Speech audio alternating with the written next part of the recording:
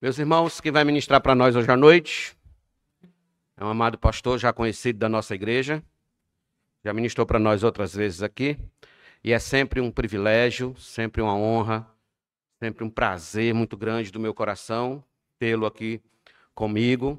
É um amigo pessoal e um professor para mim, né? Sempre aprendo quando escuto pregar, e hoje, junto com vocês, também quero aprender da palavra de Deus. Então, quero convidar aqui a tribuna, reverendo Aldeno Neto. Ele é pastor ali na igreja presbiteriana litorânea, aqui em João Pessoa, e ouviremos, então, neste primeiro momento, da palavra de Deus com o servo do Senhor.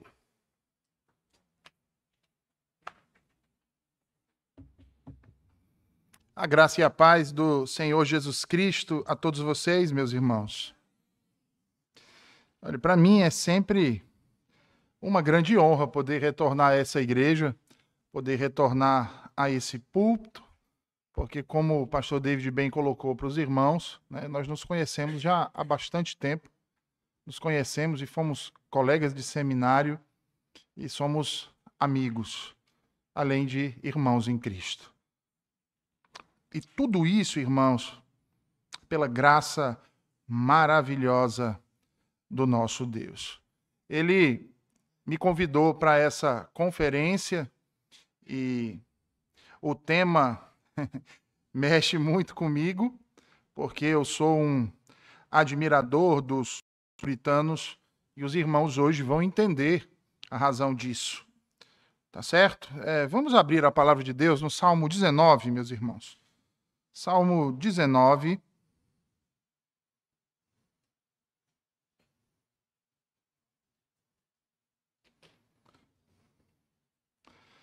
Nós vamos fazer a leitura de todo o Salmo.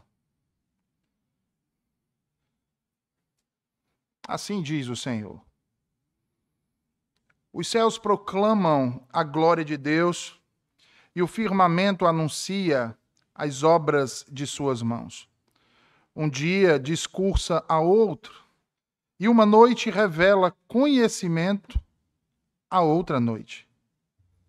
Não há linguagem, nem há palavras, e deles não se ouve nenhum som. No entanto, por toda a terra se faz ouvir a sua voz, e as suas palavras até aos confins do mundo. Aí pôs uma tenda para o sol, o qual, como noivo que sai dos seus aposentos, se regozija como herói a percorrer o seu caminho. Principia numa extremidade dos céus, e até a outra vai o seu percurso, e nada refoge ao seu calor.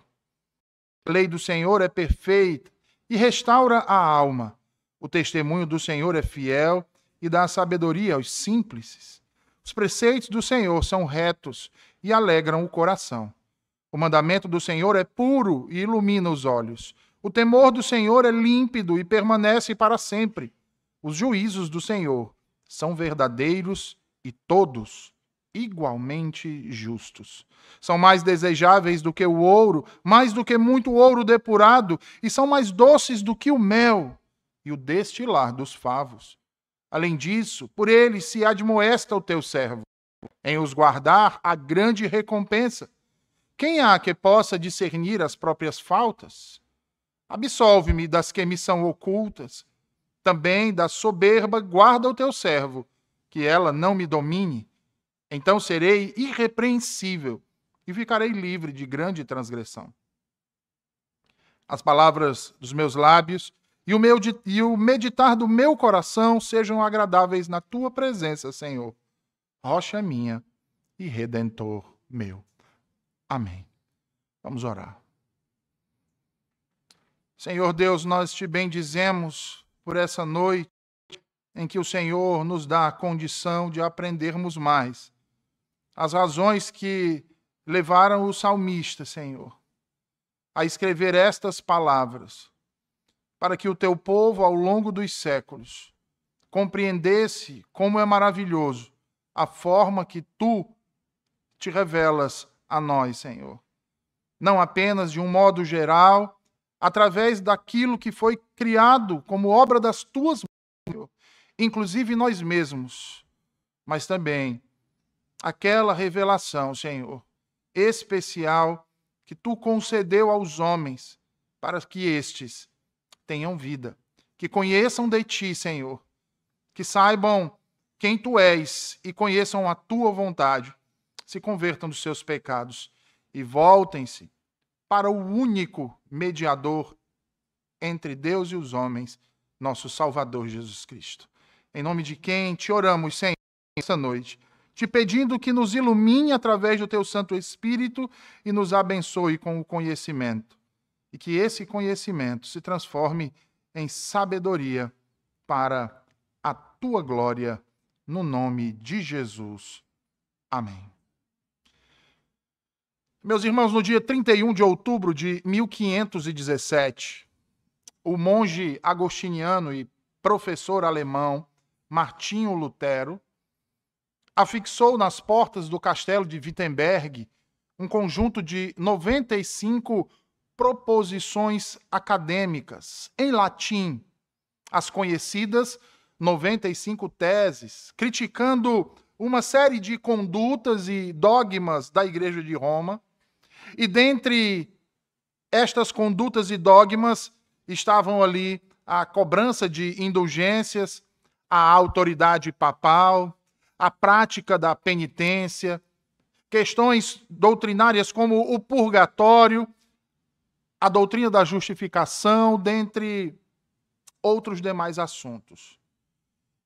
E percebam, irmãos, que embora a intenção inicial de Lutero fosse apenas promover um debate acadêmico, suas teses foram rapidamente traduzidas do latim para o alemão, e graças, então, à recente invenção da imprensa, espalharam-se por toda a Europa em poucas semanas. E vejam, o questionamento público e popular da autoridade da Igreja sobre o perdão e o purgatório, por exemplo, desencadeou uma crise teológica e política por toda a Europa. A Igreja de Roma reagiu e, em 1521, ordenou que Martinho Lutero se retratasse na fatídica, porém conhecida, dieta de Worms.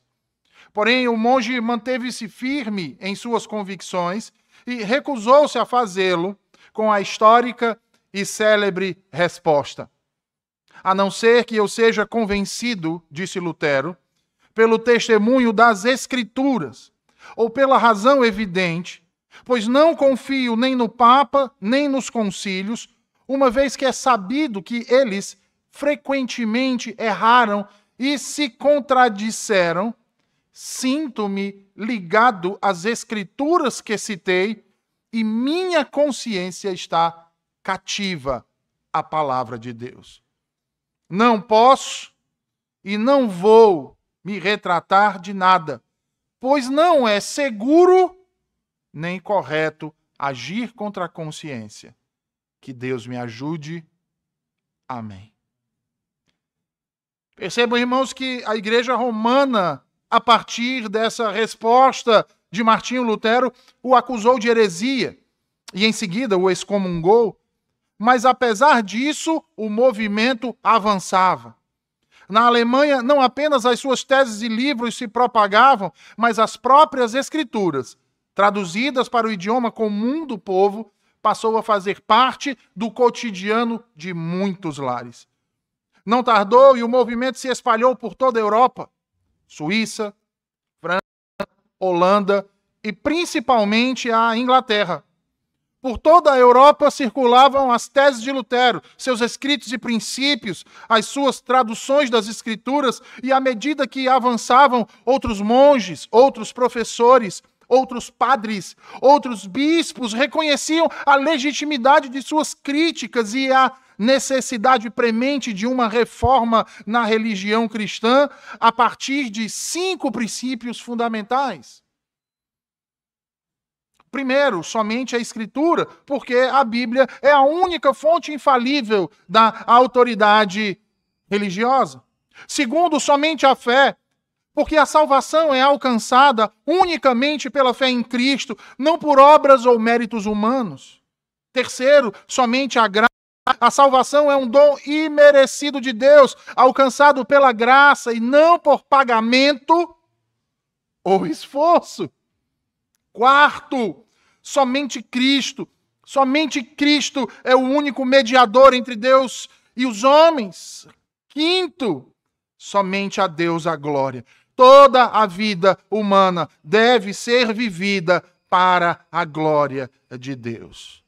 Certamente esses 5 princípios você já ouviu falar e já o conheceu como os 5 solas. Sola Scriptura, sola fide, sola gratia, solus Christus e soli Deo glória. Sendo assim, em 1524,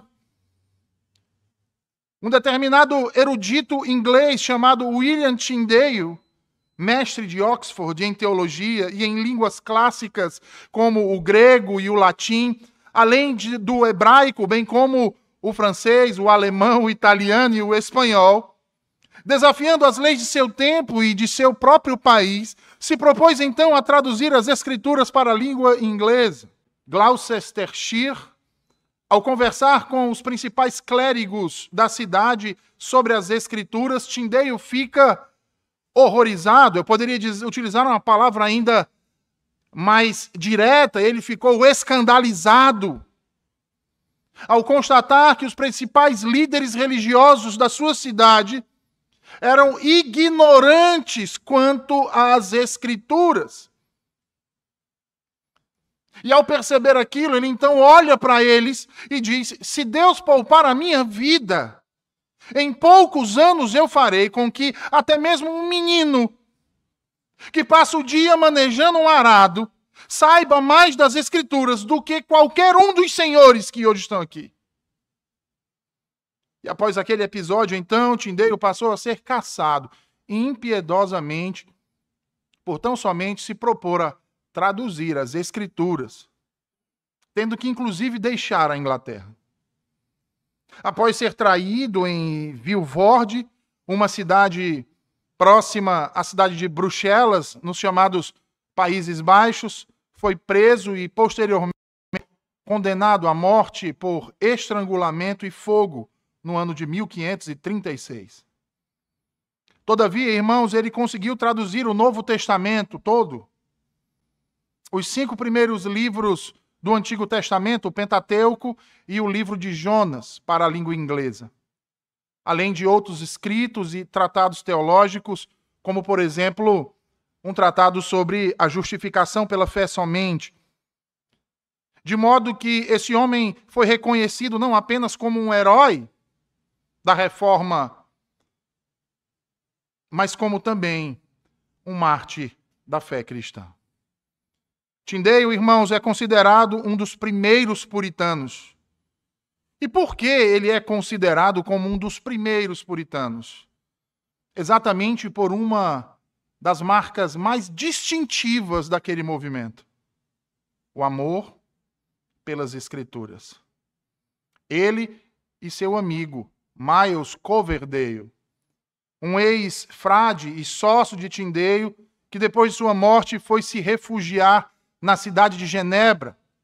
E lá, utilizando-se das traduções de Tyndale, juntou-se com outros refugiados ingleses, como William Whittingham, Christopher Goodman e Anthony Gilby.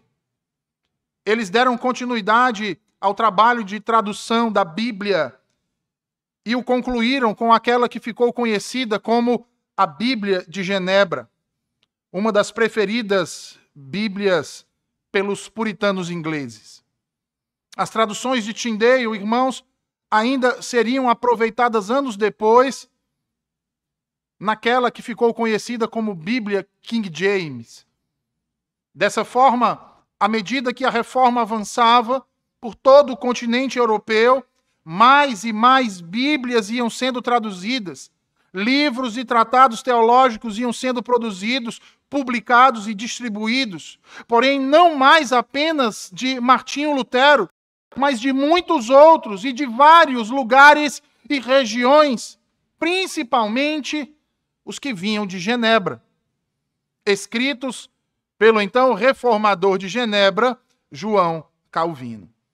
A ênfase de Calvino, irmãos, na suficiência das Escrituras, na vida piedosa, bem como a sua forma de proclamá-la sistematicamente, texto a texto, livro após livro, impactaram os ingleses que haviam se refugiados ali em Genebra. E estes, então, por sua vez, assimilaram a visão de Calvino para uma completa reforma da igreja, tanto em sua forma de governo quanto em sua forma litúrgica de adoração. Vários deles, inclusive, após a morte de Maria I, a chamada Blood Mary, ou Maria a Sanguinária, rainha inglesa católica, que perseguiu e assassinou muitos cristãos protestantes. Após a sua morte, eles retornam para a Inglaterra e recebem, inclusive, cargos e altos ofícios privilegiados na igreja estabelecida, já que a nova rainha, a rainha Elizabeth I, era protestante. Todavia, irmãos, a reforma que desejavam, tal qual acontecia em Genebra, não foi possível de ser realizada, pois a maioria daqueles que estavam no poder da igreja da Inglaterra eram avessos a mudanças mais incisivas. E para mostrarem isso, a imposição do novo livro de orações comum, os atos de supremacia e uniformidade que fizeram a rainha como líder supremo da igreja da Inglaterra, lhes mostrou a realidade das trevas em que ainda se encontrava a igreja na Inglaterra. Por outro lado, na Escócia, John Knox avançava com a reforma da igreja, conformando-a às Escrituras, tanto em seu sistema de governo quanto na adoração. Os anos, irmãos, passavam, e o desejo por uma reforma autêntica então crescia no coração de muitos párocos, de muitos bispos e de muitos ministros da igreja da Inglaterra, fazendo com que estes se negassem, por exemplo, a utilizar as roupas sacerdotais comuns na igreja católico-romana e que foi mantido na igreja da Inglaterra. Utilizar, por exemplo, a sobrepeliz e demais vestes litúrgicas. Muitos dos ministros chamavam essas vestes de trapos do anticristo. Se referiam a elas como sendo uma heresia que faz com que aquele que esteja por baixo dela seja impedido de ser salvo. A lei de conformidade, buscando uma unidade entre todos os párocos e ministros da igreja da Inglaterra ou das igrejas de língua inglesa, acabou por não ser seguida pela maioria. Porque aqueles que obedeciam às ordens da rainha, impostas sobre a igreja, percebiam que não poderiam condenar seus irmãos e colegas de ministério, e na verdade se sentiam envergonhados, irmãos, demais para poder denunciar aqueles que legitimamente desejavam um culto mais puro e uma igreja que fosse fiel à palavra de Deus. Fiel à palavra de Deus. Que amasse a palavra de Deus. E irmãos, essa certamente era a marca mais distintiva do movimento puritano inglês. O amor pela palavra de Deus. Logo, sempre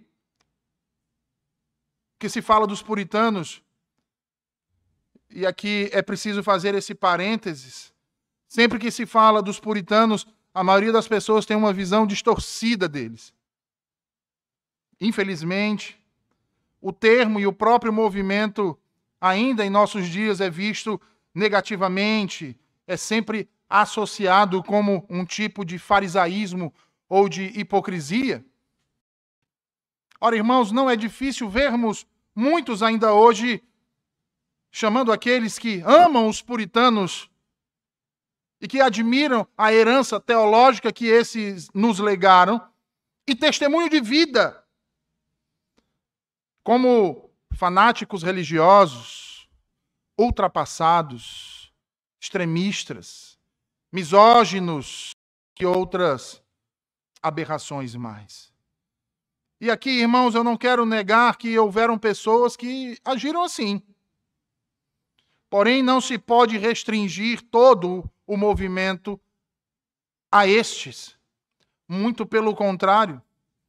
Tudo que estes homens e essas mulheres queriam, em primeira instância, irmãos, era conformar a sua igreja à palavra, já que suas vidas e sua fé já haviam se submetido a ela.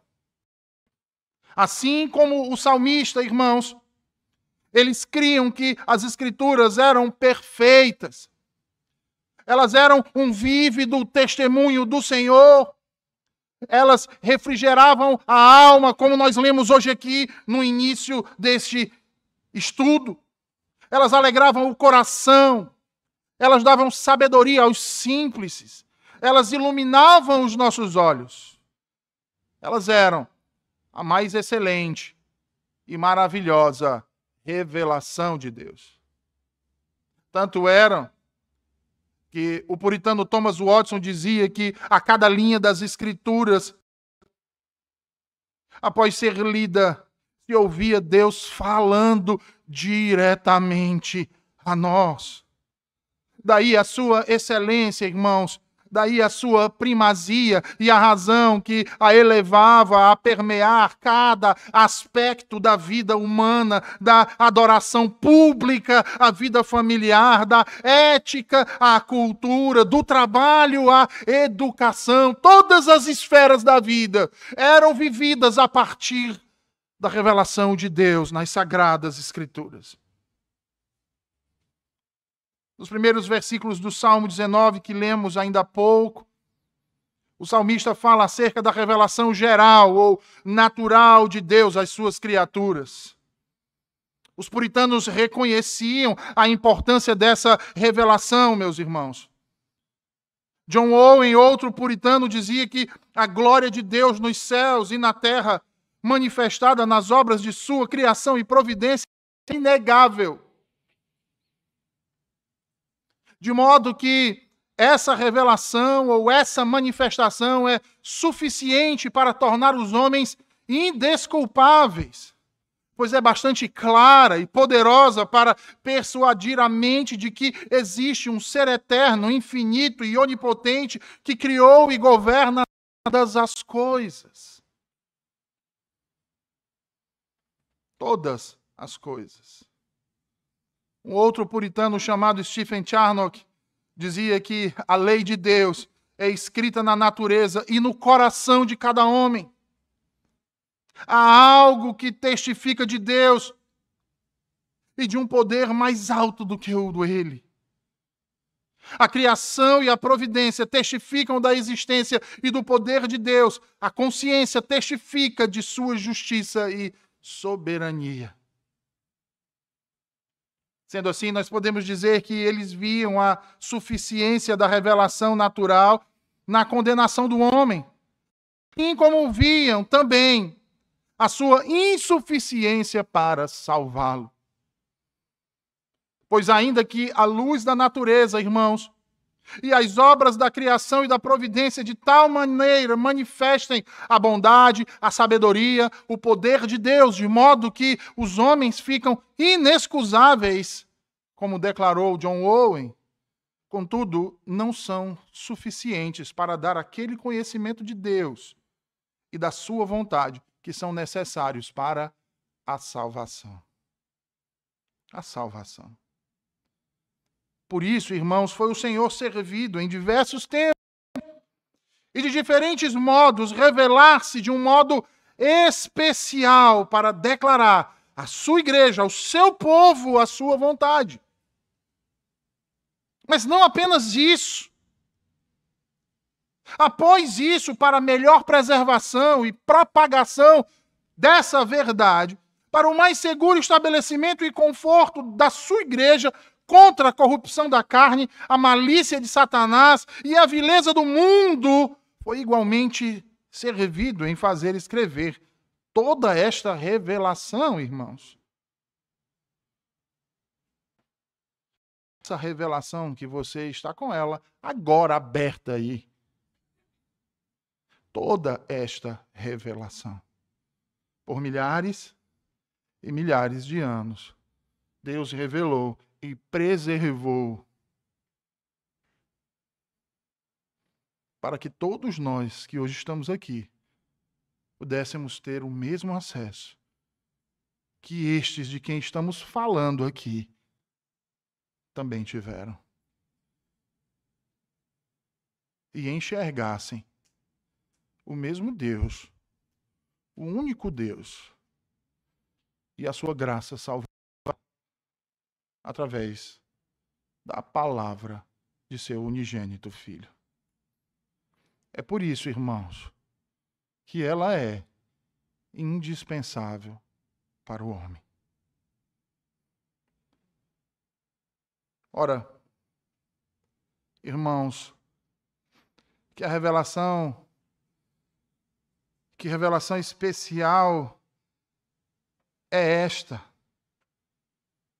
que aprove a Deus fazer com que ela fosse escrita e preservada da corrupção da carne, da malícia de Satanás e da maldade do homem, senão estas do Antigo e do Novo Testamento, 66 livros ligados um ao outro por uma e a mesma história ao longo do tempo, em 4 capítulos distintos, que vão da criação à queda, à redenção e até à consumação de todas as coisas. Logo, meus queridos irmãos, as Escrituras, ou a Bíblia, para o puritano, não era apenas o ponto de partida, mas a bússola que guiava cada uma das suas conclusões, cada uma das decisões da sua vida, seja no que fosse.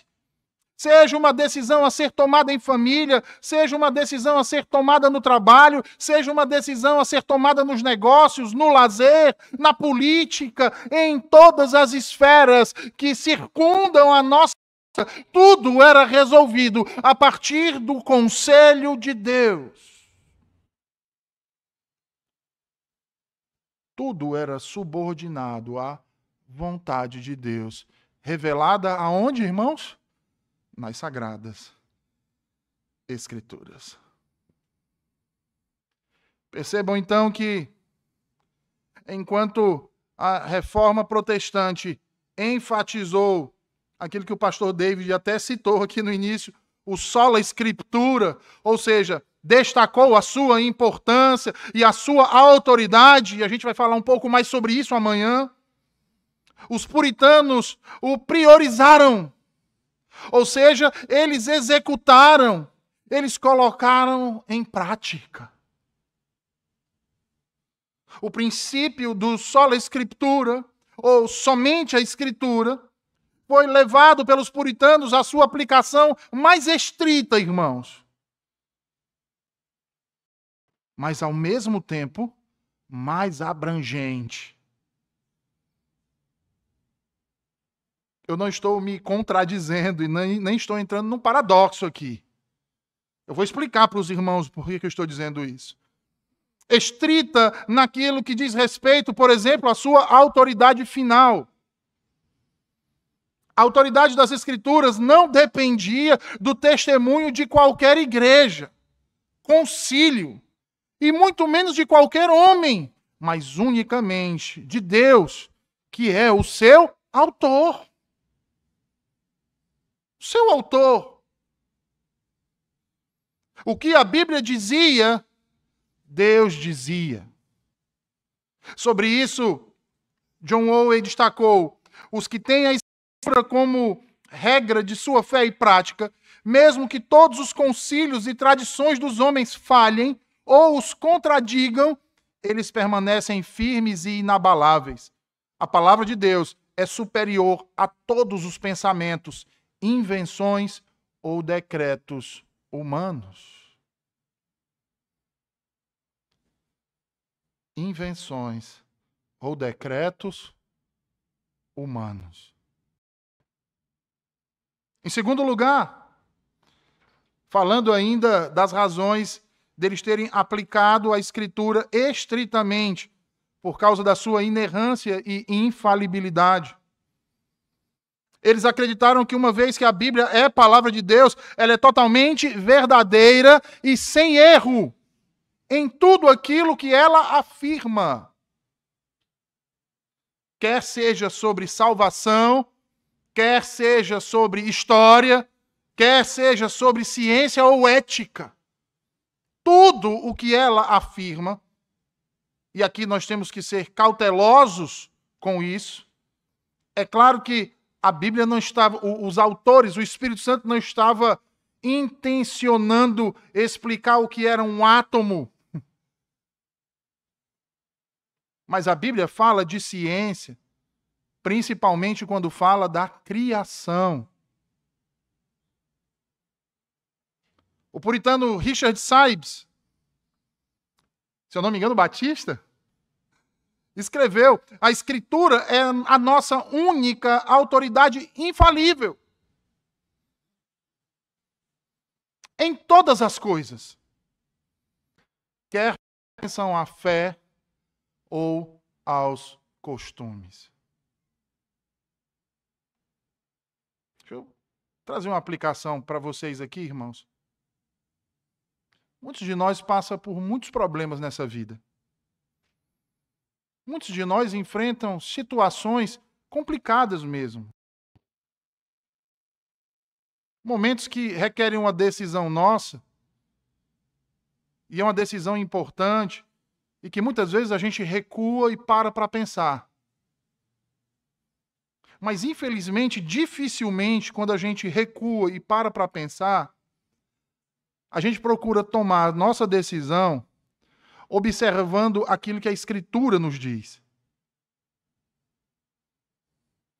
A gente procura o irmão, a gente procura a irmã. Quando eu digo, estou dizendo irmão, irmã, não são nem os irmãos da igreja.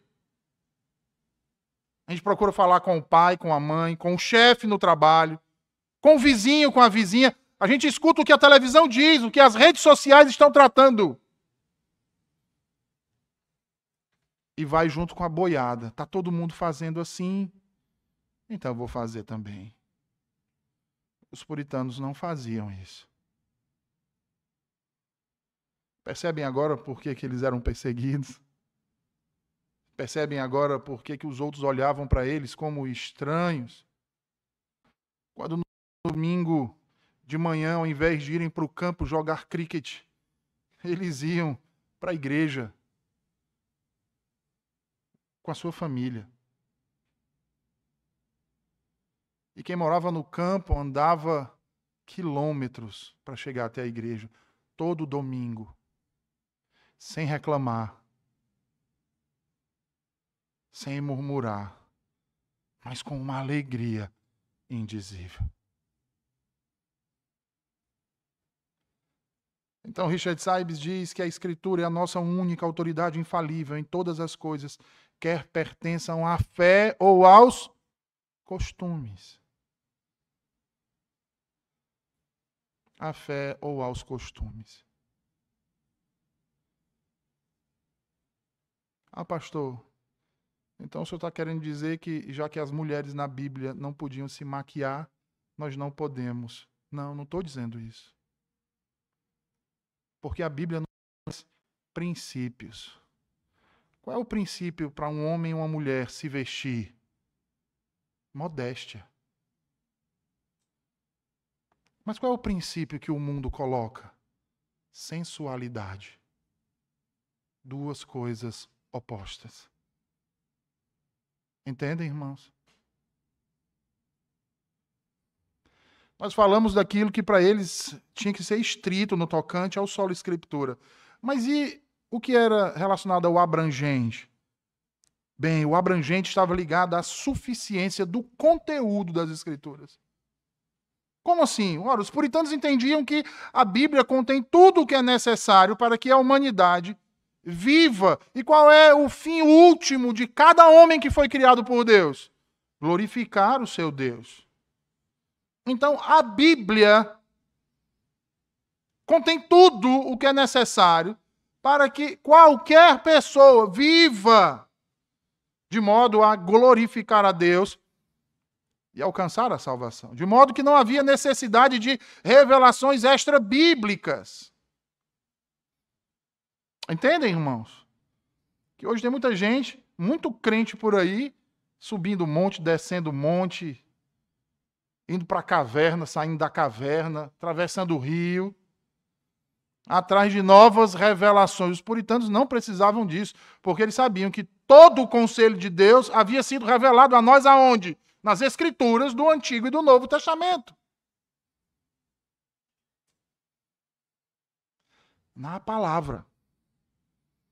Então eles criam que a suprema excelência do seu conteúdo e criam também na eficácia da sua doutrina. Pois a majestade do seu estilo e a harmonia de todas as suas partes, o escopo do seu todo, que é dar a Deus toda a glória, assim como a plena revelação que a faz, então, o único meio de salvar-se o homem, as suas muitas outras excelências incomparáveis e sua completa, irmãos, perfeição. São argumentos que são abundantes, através dos quais se evidencia por ela ser a palavra de Deus. Contudo, irmãos, não confundamos aqui isso que está sendo dito, e que foi dito por aqueles homens ali no século XVI, século XVII, que era como uma receita de bolo. Ah, não, então é só eu ler a Bíblia que eu já estou salvo. Não!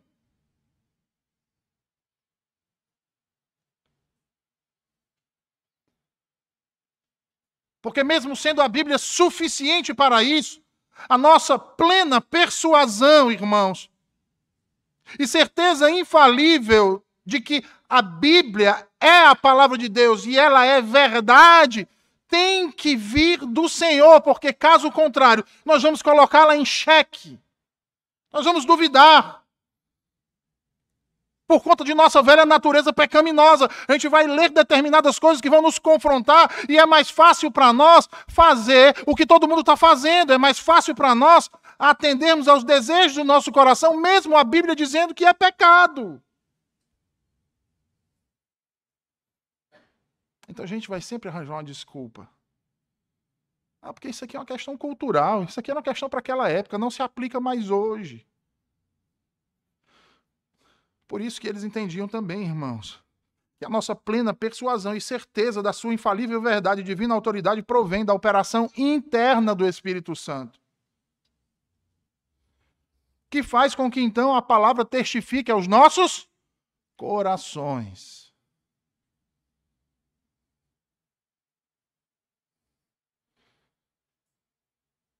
Aí talvez você olhe para mim e diga assim, mas reverendo, eles diziam isso? Sim, eles diziam isso porque Jesus disse isso. 16, versículos 13 e 14, Jesus diz assim, mas quando vier aquele, o Espírito de verdade, ele vos guiará em toda... Que Espírito é esse que Jesus estava se referindo, irmãos? O Espírito Santo de Deus. Porque não falará de si mesmo, mas dirá tudo o que tiver ouvido, e vos anunciará o que há de vir. Ele me glorificará, porque há de receber do que é meu, e vou-lo-á de anunciar. Então, para o puritano, a convicção da autoridade da Bíblia não era apenas um argumento de razão, mas uma experiência profunda. Não era apenas um testemunho externo, mas principalmente interno do Espírito Santo, que era o poder que levava o crente a reconhecer as Escrituras como palavra de Deus. Porque o Espírito Santo, irmãos, não apenas inspirou os autores bíblicos, mas ele também iluminava a mente do leitor para que a excelência, a majestade, a perfeição da palavra fossem percebidas e aceitas não por persuasão humana, mas por convicção divina.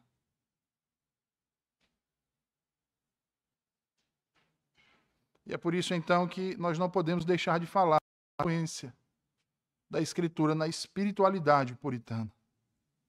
A palavra agora sendo aplicada ao coração. A teologia puritana, irmãos, estava firmemente alicerçada na supremacia das Escrituras.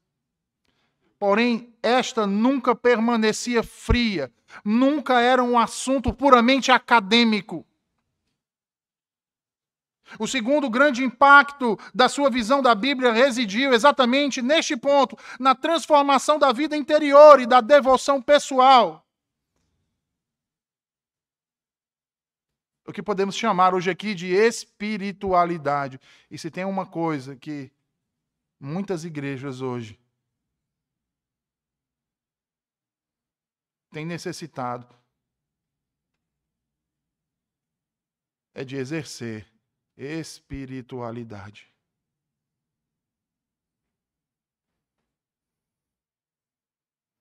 Ora, para eles, se a Bíblia era palavra de Deus, ela não poderia ser lida de forma superficial. Sabe o que isso quer dizer? Que verdadeiramente eles a consideravam extremamente importante. Deixa eu ilustrar isso para vocês. Geralmente, quando chega o final do ano, todo mundo fica, quem trabalha de carteira assinada, fica esperando receber o 13º. Quem está atrás de um emprego ou ganha apenas um salário mínimo, fica esperando o anúncio do governo para o reajuste do salário mínimo do ano que vem, não é assim? Às vezes está numa roda de conversa em casa, todo mundo falando alto e tal, e de repente diz assim, e o governo divulgou hoje o aumento do salário mínimo para o ano de 2026. Qual é a primeira coisa que você diz? Espera aí, vamos prestar atenção. Isso é importante. Não é assim, irmãos? Exatamente assim. Quando a empresa vai mandar o comunicado, manda chamar, o diretor manda chamar todo mundo assim, ó, tem uma importante informação a dar a todos vocês. Vai todo mundo comentando uns com os outros. Rapaz, o que será que houve, hein? Rapaz, será que vão falar? Porque todo mundo coloca num patamar de importância. Mas e a palavra de Deus, irmãos?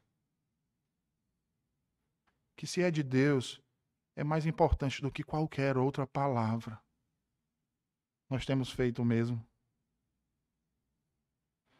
Quando o pastor diz assim, irmãos, abramos as Sagradas Escrituras, no Evangelho tal, capítulo tal, versículo tal, você olha para o seu filho que está, ô pai, você diz, menino, respeito a palavra de Deus, Deus vai falar.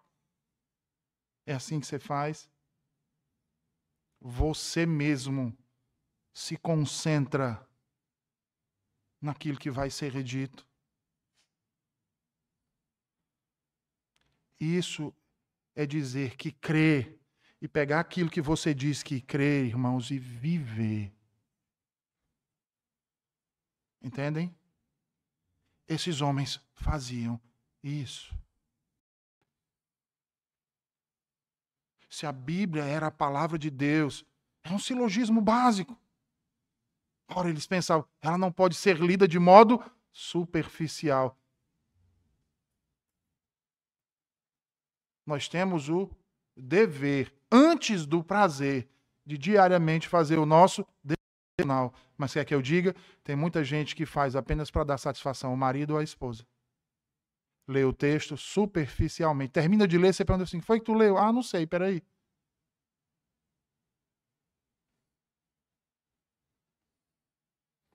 Com eles isso não acontecia. Porque não era superficial. Ora, eles diziam, se a Bíblia é a palavra de Deus, ela não pode ser lida de modo superficial. E ela exige uma resposta minha, total. Então vejam que a excelência das Escrituras para eles não era demonstrada apenas pela sua autoridade, uma emanação de Deus, mas pela sua eficácia, o impacto que essa trazia na alma. É por isso então que constantemente eles se debruçavam sobre ela. Ora, os ministros puritanos foram mestres em aplicar a palavra de Deus. era rotina deles, práticas devocionais diárias, como, por exemplo, a leitura constante das Escrituras e a meditação. Jonathan Edwards gostava de, na hora de meditar nas Escrituras, meditar a cavalo. Por que eles faziam isso? Porque eles acreditavam que a palavra de Deus só se torna poderosa quando é absorvida pela mente e ruminada pelo coração. Sabe? Aquele exercício devocional que você acorda de manhãzinha cedo. Antes mesmo de tomar seu café da manhã e sair para trabalhar, mas você pega a sua Bíblia do lado da sua cama, abre em um salmo, ou no Evangelho, em qualquer um livro da Escritura, lê. Ora ao Senhor. Vai tomar o seu café e você está pensando, rapaz, o que Deus está falando para mim nesse texto hoje? Aí você pega a sua condução para ir para o trabalho. Aí você está no meio do engarrafamento. Aí você está pensando de novo no texto. Como eu posso aplicar, rapaz, essa palavra na minha vida? Ruminando no coração o que Deus falou. Então eles incentivavam a meditação bíblica como uma ponte entre o conhecimento, ou seja, o que a Bíblia diz, e a experiência. O que a Bíblia faz de mim. O puritano Joseph Hall dizia que a meditação é a alma de todas as tarefas piedosas. Se oração, vejam bem, se oração é a subida do coração a Deus, a meditação é a descida de Deus ao coração do crente para aquecê-lo e revivê-lo. Ela transforma as verdades da Bíblia de conceitos frios em um fogo ardente de devoção. Então, um puritano jamais leria a Escritura como uma tarefa apenas. Ele a lia porque ele tinha certeza de que Deus falava através dela. Mas não somente isso. John Owen, um gigante puritano, afirmou que eles também analisavam e comparavam os textos. Analisar e comparar as Escrituras são excelentes meios de se familiarizar com a mente e a vontade de Deus nelas.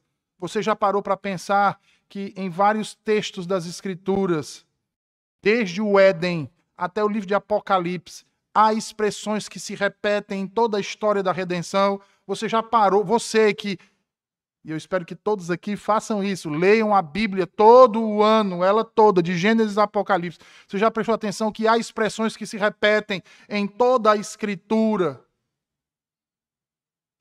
E elas se repetem porque o Espírito Santo está nos dizendo algo.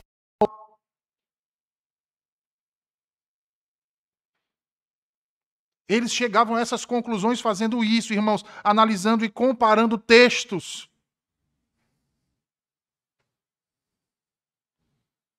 Por que Jesus costumava dizer, ele chega para aquela mulher samaritana ali no poço e diz assim, da água que eu te der, tu nunca mais vai sentir sede. De onde descia o rio no Éden, que se dividia em 4 braços, irmãos. Apocalipse vai mostrar de onde descia aquelas águas. E diz que aquelas águas serviam para o quê, irmãos? A cura das nações. O que Jesus está dizendo? Eu sou a água, aquela água sou eu.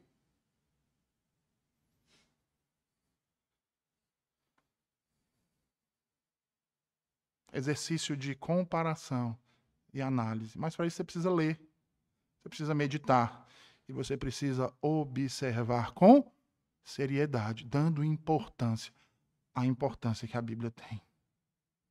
Então vejam, irmãos, a espiritualidade puritana era intensamente focada na consciência.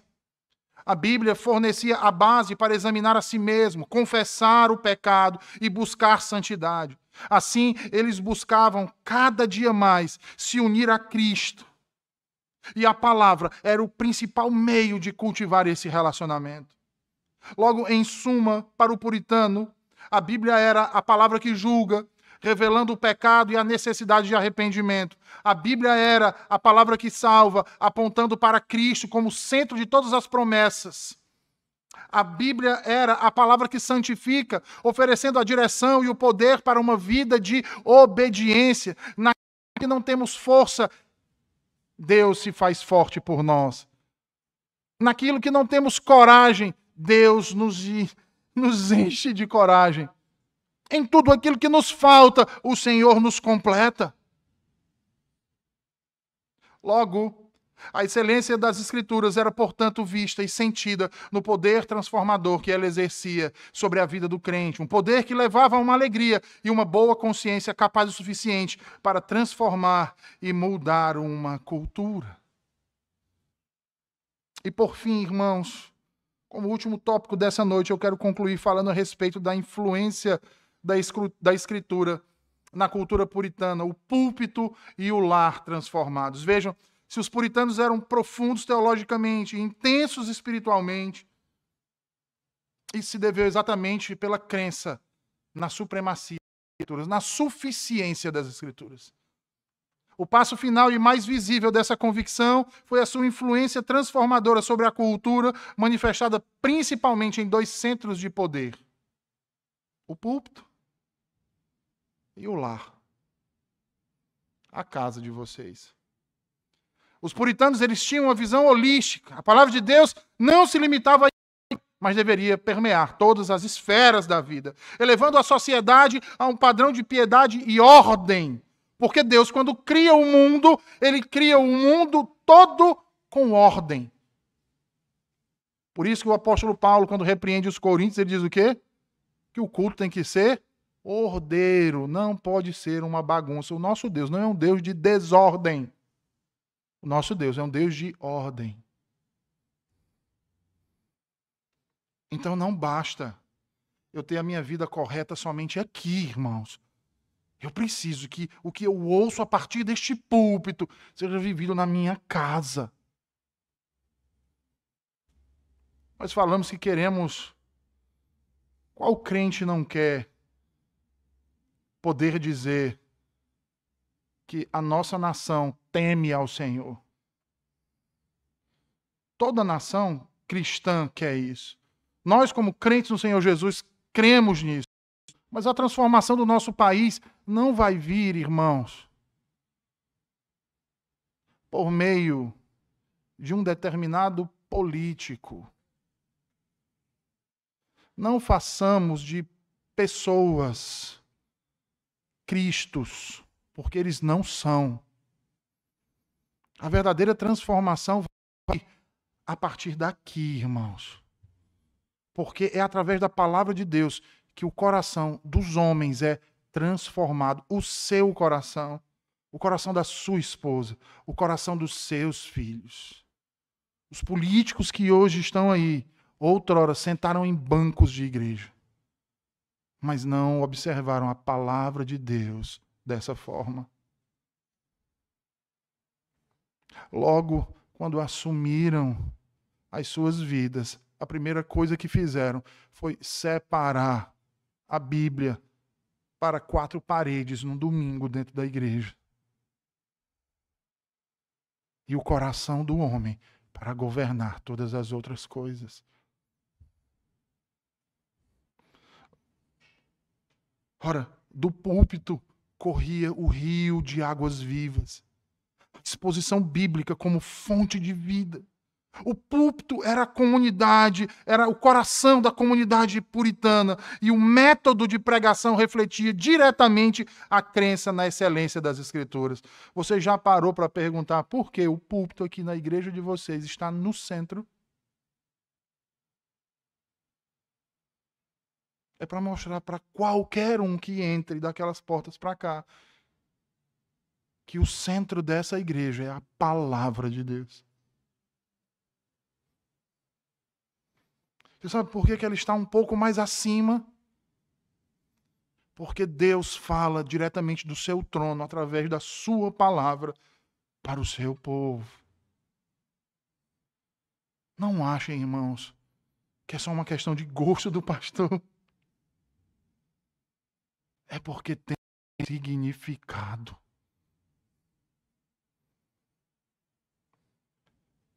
Esses homens revolucionaram, no bom sentido, a pregação, focando na pregação bíblica, na lectio contínua. onde o pregador explicava o significado do texto. Ele dava senso e depois o aplicava na vida das pessoas. Ele demonstrava a autoridade do texto. O pregador puritano não falava a sua própria opinião, mas a palavra de Deus. A pregação era tida como o principal meio de graça, pois era ali que a voz de Deus era ouvida publicamente. Por isso que eles, na hora da pregação, eles ouviam toda a pregação em silêncio, porque eles criam, irmãos, do âmago das suas almas, que era Deus quem estava falando. Deus estava falando por meio da boca do seu servo, do seu ministro, ali naquela noite, para cada um dos presentes. Então a pregação era algo primoroso para eles. Mas não apenas isso.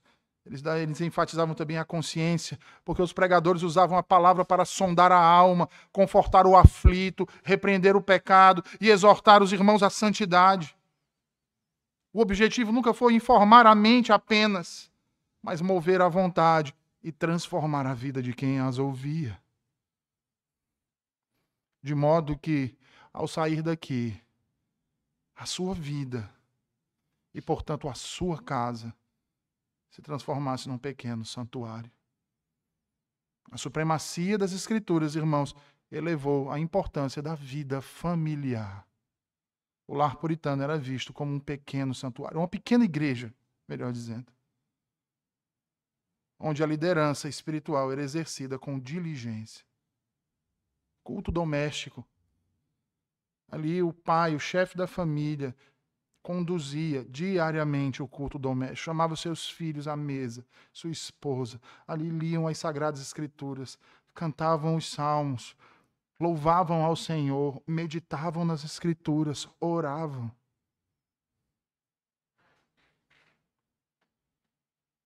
Educação bíblica rigorosa, a educação dos filhos era inseparável do ensino da Bíblia. O objetivo primordial da alfabetização, e aí lembrem, irmãos, que a reforma protestante foi uma das coisas que contribuiu para o avanço da educação, porque os reformadores, onde abriam uma igreja, onde plantavam uma igreja, abriam uma escola, porque o povo, a maioria do povo no mundo não sabia ler. Então, do que adiantava traduzir a Bíblia se as pessoas não sabiam ler? As pessoas tinham que traduzir a Bíblia, tinham que explicar a Bíblia, mas tinham que ensinar o povo a ler.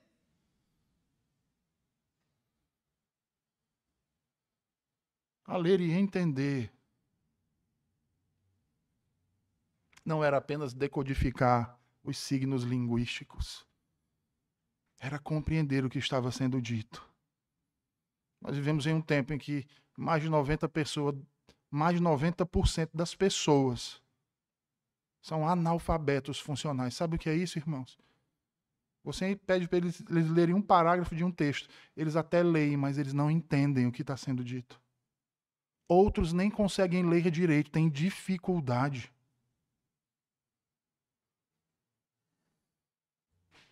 Se tem dificuldade em ler um texto simples, como vão ler as Escrituras? Como vão compreender, irmãos? Ética e vocação. A Bíblia forneceu o fundamento para a famosa ética protestante do trabalho. A ideia de que toda vocação é um chamado de Deus a ser realizado para a sua glória. Para a sua glória. Então, assim, aquele que era vocacionado para atuar na advocacia, ele atuava e atuava muito bem, porque o seu trabalho era trabalhado para a glória de Deus e não apenas para o dinheiro. O sapateiro fazia o melhor sapato porque ele fazia para que Deus fosse glorificado no seu trabalho. Não apenas por uma questão de necessidade. Em essência, irmãos, a excelência da Escritura para os puritanos significava que ela era prática em todos os aspectos. Ela formava teólogos no púlpito, santos no coração e cidadãos piedosos para a sociedade. Concluindo, então, irmãos, os puritanos nos deixaram um legado inestimável. E eles nos desafiam hoje, nos indagando qual é o verdadeiro lugar da Bíblia em sua vida hoje, no seu coração. Para ele, a Bíblia não era um manual antiquado, mas o tesouro de Deus, onde cada palavra é peso de ouro e vida eterna. A sua devoção, o seu estudo e a sua aplicação da palavra atestam de forma eloquente a verdade que defendia, a suprema excelência das Escrituras. Portanto, meus irmãos, que a seriedade, a paixão e a submissão dos puritanos à palavra de Deus nos inspirem hoje aqui a abraçar as Escrituras do Antigo e do Novo Testamento, não apenas como mais um livro que lemos, mas como uma voz viva e vívida de Deus. Uma palavra que transforma, que salva. Vamos orar. Senhor Deus, nós te agradecemos por essa palavra, por esse estudo, Senhor, tão necessário nos dias que temos vivido, Senhor Deus. Que o teu povo enxergue essa verdade, que dê o devido valor à tua palavra, Senhor. Que ajude o seu ministro a se esmerar cada vez mais.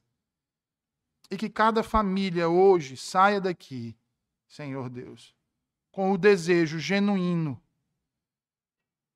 de fazer da sua casa um lugar onde verdadeiramente Deus seja glorificado. E que através do teu povo, Senhor,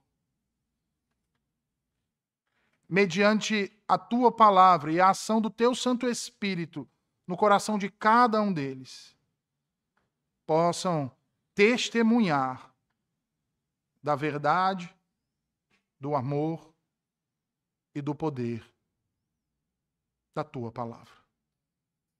Em nome de Jesus, nós assim te oramos. Amém.